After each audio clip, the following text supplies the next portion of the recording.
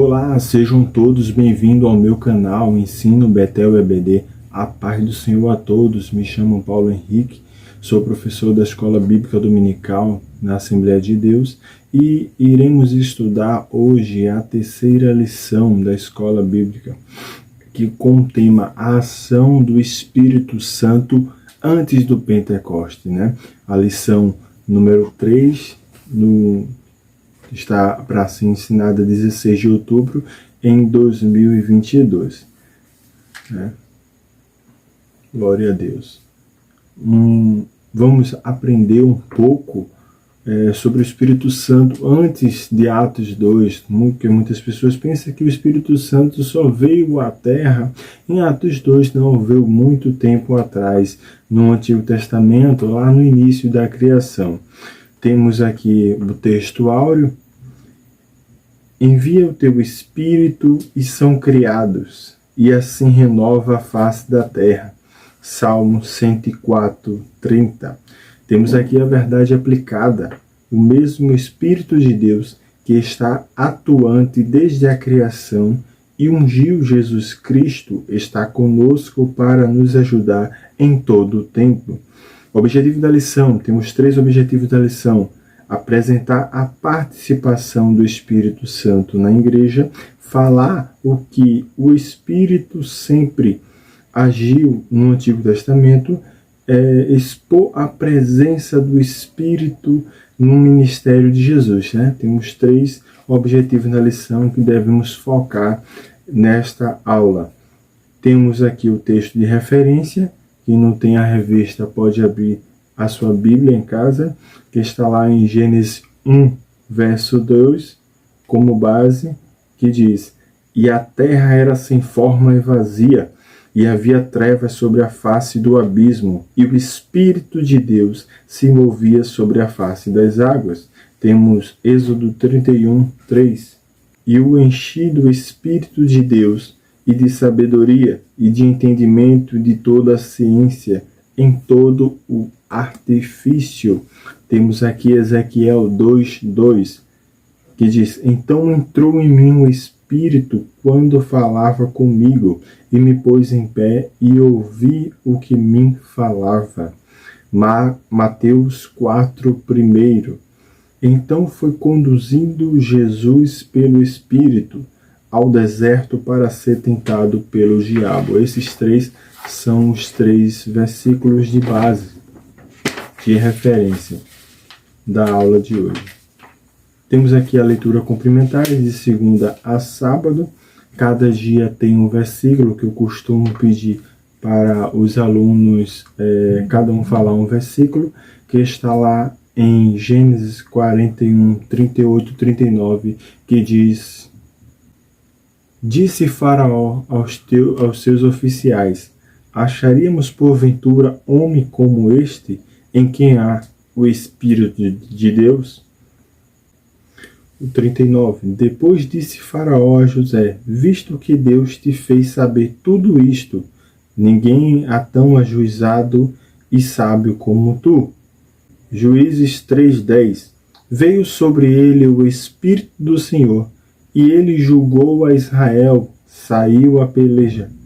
E o Senhor lhe entregou nas mãos de Cusã-Risataim, rei da Mesopotâmia, contra o qual ele prevaleceu. Mateus 28:19. Ide, portanto, fazei discípulo de todas as nações, batizando-o em nome do Pai, do Filho e do Espírito Santo. Atos 10:38. Como Deus ungiu a Jesus de Nazaré com o Espírito Santo e com poder, o qual andou por toda parte, fazendo bem e curando a todos os oprimidos do diabo, porque Deus era com ele. Romanos 8:14. Pois todos que são guiados pelo Espírito de Deus são filhos de Deus. 2 Pedro 1:21. Porque nunca jamais qualquer profecia foi dada por vontade humana, entretanto, homens santos falaram da parte de Deus, movido pelo Espírito Santo.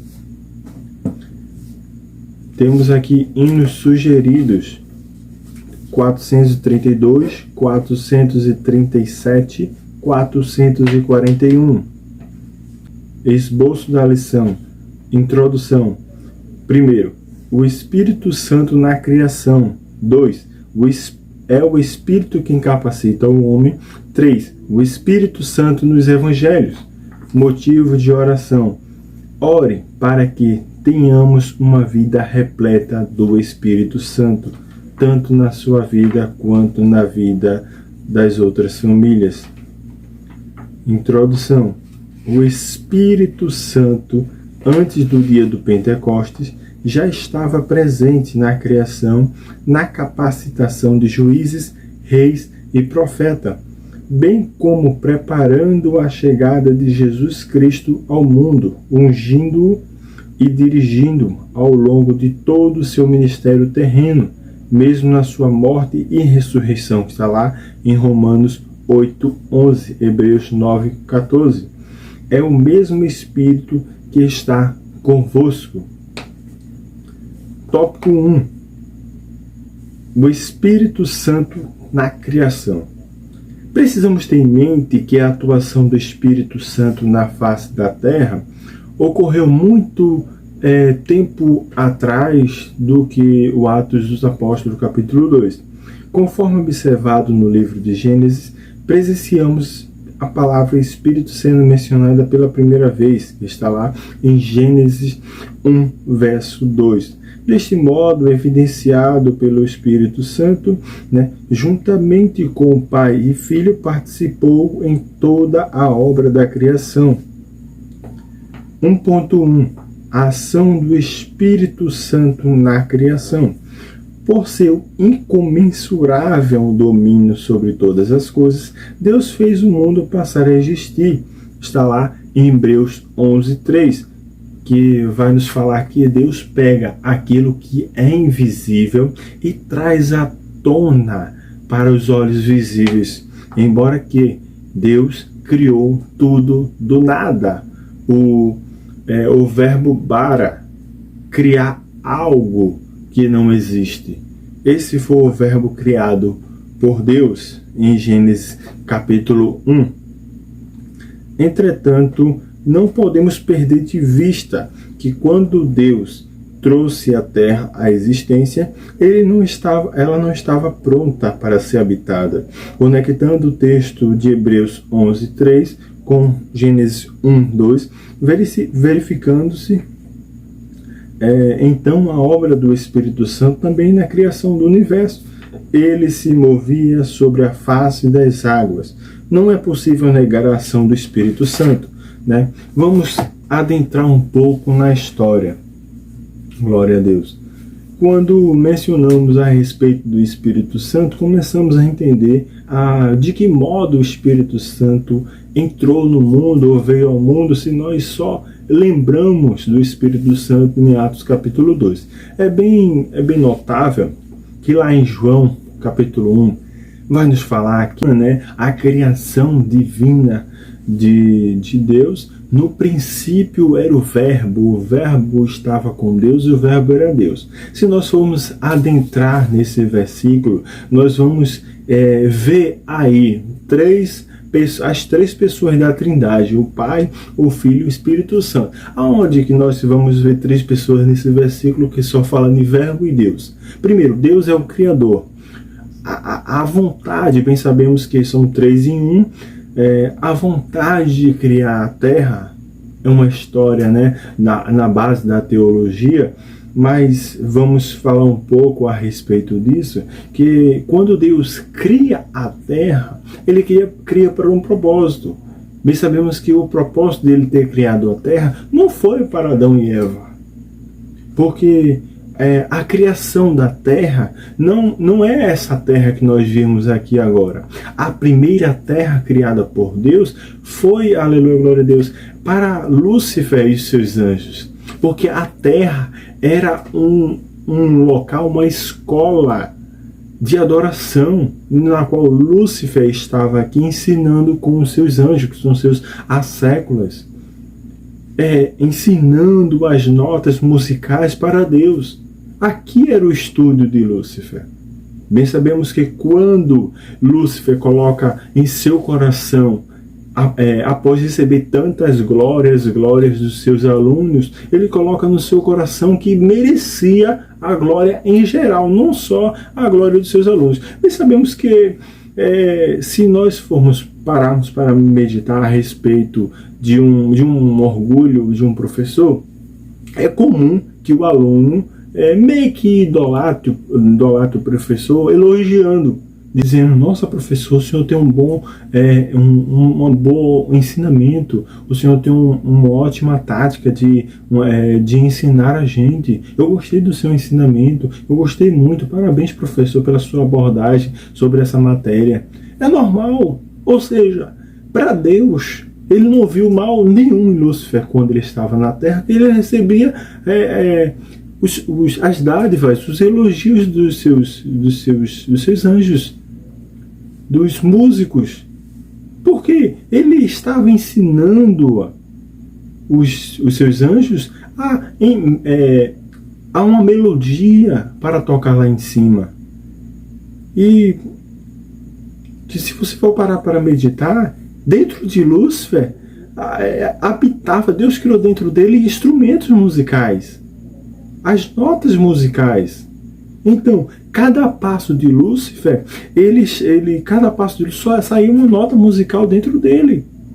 Por isso que ele recebia aqueles todos elogios. Mas a partir do momento que ele coloca dizendo: eu quero todo elogio, tanto daqui da terra quanto do céu, aí as coisas mudou para ele. Por isso que quando ele Isaías vai nos falar que quando ele coloca no seu coração que subirei às altas nuvens, ao último céu, que é o céu mais acessível da glória de Deus. Ele estava aqui na terra quando ele menciona isso. Subirei às mais altas nuvens, colocarei o meu trono e serei semelhante ao Altíssimo. Ou seja, ele queria a glória que era para Deus, a ele. Quando ele coloca no seu coração, é aí que entra toda aquela história que Deus menciona o nome Miguel, ele cria dentro de si Miguel nas suas palavras, né? Com as suas palavras ele articula a palavra Miguel e cria o anjo mais poderoso do céu, com a espada desembainhada, que significa quem é semelhante a Deus. E quando menciona Miguel, Miguel disse: não há ninguém semelhante a Deus. Se você for para meditar em Moisés, lá no livro de Êxodo, vai te falar que quando Moisés morre, Lúcifer vai de encontro, o anjo vai de encontro com Lúcifer. Porque Lúcifer foi procurar o corpo de Moisés e não encontra. E a passagem é tão linda que quando Lúcifer diz: onde está o corpo de Moisés? Lá no monte, eu não estou encontrando, ele não está no inferno, nem no abismo, ele não está em canto nenhum. O arcanjo Miguel chega para ele e diz: olha, desaparece daqui, porque se o meu Deus permitisse te matar, eu te mataria agora. Por que você está procurando o corpo de Moisés? Se ele me desse a ordem, eu te matava aqui agora. Ou seja, Deus criou dentro dele uma divindade de defesa. No caso, o Miguel é a ação de Deus na guerra. Então, Jesus vai nos falar aos seus discípulos que ele viu Lúcifer caindo do céu com uma forma de relâmpago na terra. É aí que a terra entra em desorganização. Ou seja, Deus pega tudo que ele deu para Lúcifer e despenca Lúcifer dos altos céus com uma forma de relâmpago, que quando chega na terra aqui, foi construída por pedras esmeraldas, pedras diamantes, todo tipo de pedra aqui era criado com pedras. Não era a belezura do Jardim do Éden. Era formado por pedras, rochas, diamantes, pedras preciosas. E quando Deus despenca Lúcifer dos altos céus para a terra, ele vem com a forma de relâmpago, ele destrói a terra inteira. E se você for analisar, Deus não criou a terra em 7 dias, ele reformou a terra em 6 dias. Porque a terra já era criada. Ou seja, foram milhares de anos atrás, coisas que a palavra do Senhor, você nunca irá saber o que aconteceu nos primeiros versículos da Bíblia. Nunca. No princípio criou Deus os céus e a terra, ponto final. E o 2, a terra era sem forma e vazia, e o Espírito do Senhor pairava sobre a face da terra. Então, das águas, se você for parar para meditar, eu sempre coloquei dentro de mim que não tinha lógica o Espírito Santo pairar nas águas simplesmente por pairar. Ou seja, como Deus despenca Lúcifer dos altos céus, ele cai direto na terra. Então, quando ele cai na terra, a terra sai da sua órbita. As águas se elevam. E tudo que era perfeito virou um caos. Ou seja, a terra foi dominada por águas. E o Espírito do Senhor se movia sobre a face das águas. Pode ver, sobre a face das águas. Então, o Espírito Santo estava ali com um propósito, e não por acaso, não por simplesmente estar. Ele estava ali prendendo Lúcifer e seus demônios. Essa foi uma das primeiras ações do Espírito Santo na face da terra. Verificamos que a obra do Espírito Santo, também na criação do universo, ele se movia sobre a face das águas. Não é possível negar a ação do Espírito Santo. Mas sabemos que o Espírito Santo, voltando para João capítulo 1, vai falar que Deus, saiu dentro de Deus a ideia. A primeira palavra que vai falar em João vai nos falar que no princípio era o verbo. Quem é o verbo? O que é verbo? A palavra. E quem era considerado verbo? Jesus. Então, Deus teve a ideia, utilizou da palavra, então o Espírito Santo é a ação da palavra. O Espírito Santo é considerado como um agenciador, aquele que faz. Pode ver que quando ele é mencionado por Paulo, vai falar que ele tem vários dons. Ele tem vários dons. É aquele que convence o homem do pecado, da justiça e do juízo de Deus. Então, ele é fôlego, é a força da vida presente nos seres humanos, atitude ou disposição de uma pessoa. Ele é a pessoa com corpo espiritual, como Deus e anjo. Ele é muitas outras ações. Se você for parar para meditar, ele é o poder da força ativa de Deus. Ou seja, Deus, o Criador da ideia. Jesus, a palavra, e o Espírito Santo. Ou seja, quando Deus disse, façamos a terra, façamos o homem, façamos novamente a criatura, então se utilizou deles três. Cada um teve a sua participação. Mas vamos lá adiante. O Espírito 1.2. O Espírito se movia sobre a face das águas. O primeiro capítulo de Gênesis apresenta que a terra era sem forma e vazia, nos fazendo a entender que a criação ainda estava inacabada e desordenada. Nos versículos subsequentes, nos fazem saber que, mesmo diante deste caos, o Espírito de Deus se movia sobre a face das águas. Lembre-se, o Espírito não se movia em vão, estava se movendo para aprisionar os inimigos debaixo das águas. Neste texto, a expressão hebraica para o Espírito é ruach. Está pautada como vento ou ar. Se refere ao Espírito Santo de Deus. Deste modo, no primeiro momento da criação, quando a terra se encontrava ainda informe, o Espírito de Deus agiu de maneira sobrenatural em conjunto com a palavra de Deus. 1.3. O Espírito e o seu poder criador e sustentador.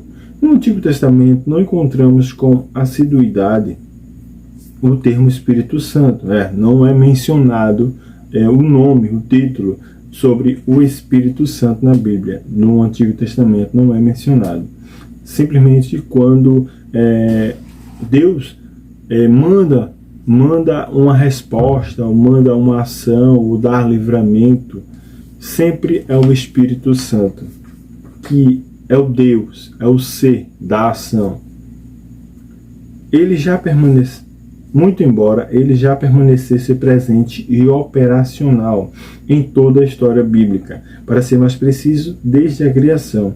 A certeza desta atuação do Espírito Santo no Antigo Testamento também é atestada ao lermos Salmo 104:30, que indica que o ato da criação só foi possível pelo desempenho direto do Espírito Santo durante todo esse processo. Se nós formos parar para mencionar os versículos que falam a respeito do Espírito Santo, nós vamos se deparar com todos os processos. Porque está lá em Jó 26:13, que diz: pelo seu Espírito ornou os céus, a sua mão formou a serpente enroscada. O que é que Jó quis dizer aqui? O Espírito Santo, ele colocou tudo de volta no lugar após a queda de Lúcifer na Terra. Ele colocou tudo no lugar. Pode ver que ele faz a separação das águas e a terra, coloca as órbitas, as estrelas, tudo na sua devida ordem.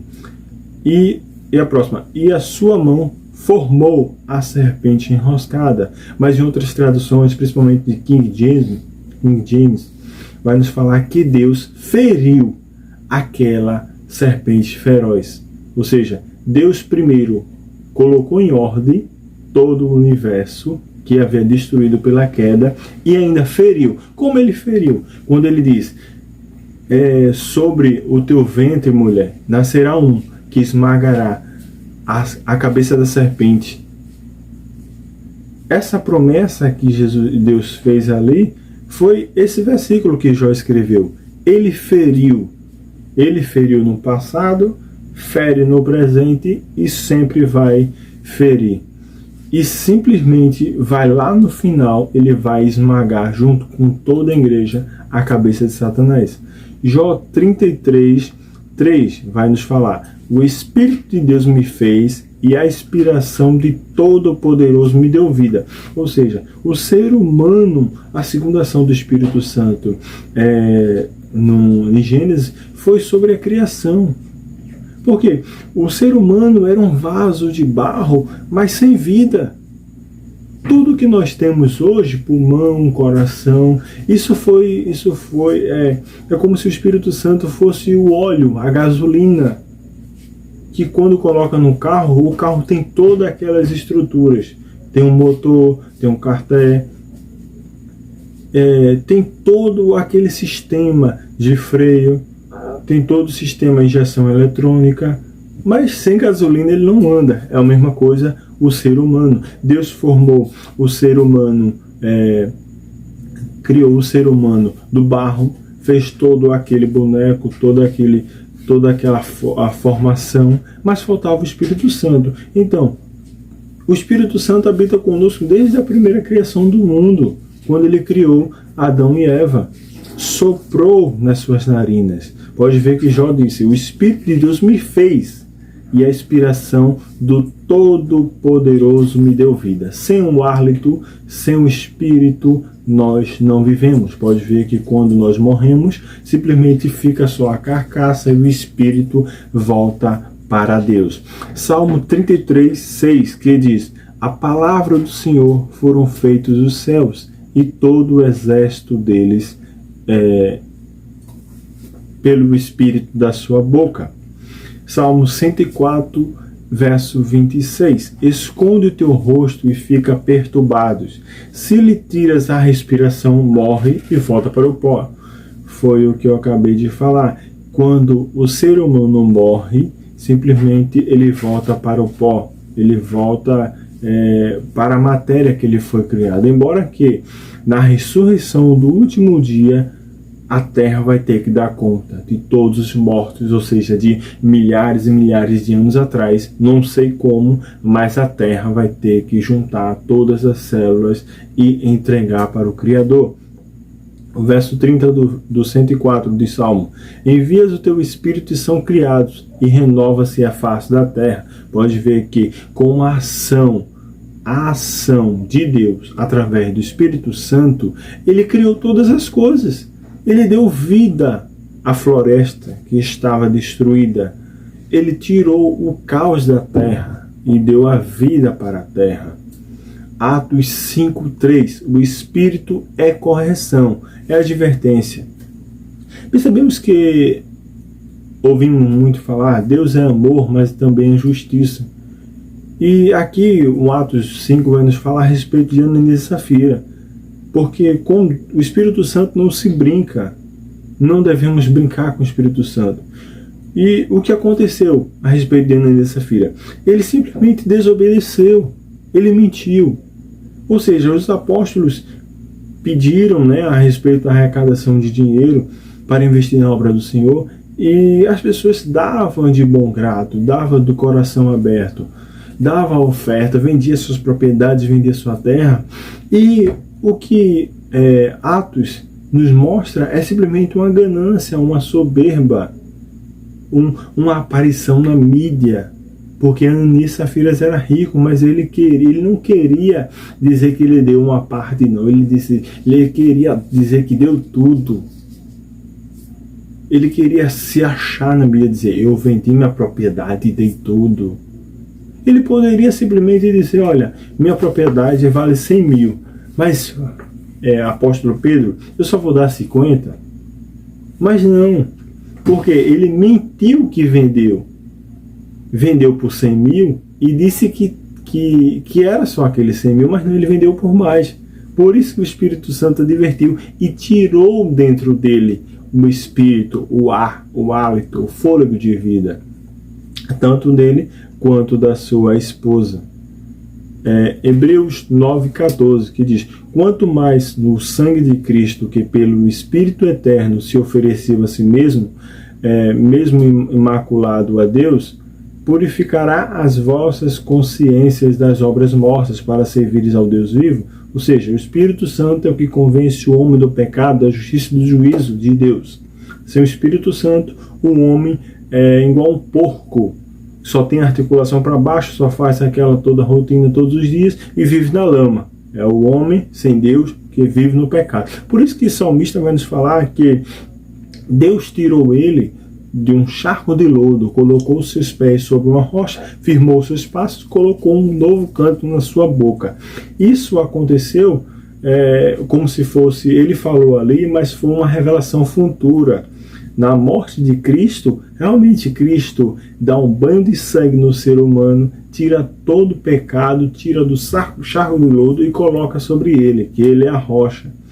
E firma os passos, coloca um novo cântico na boca dos que servem a ele, que o cântico novo é o Espírito Santo.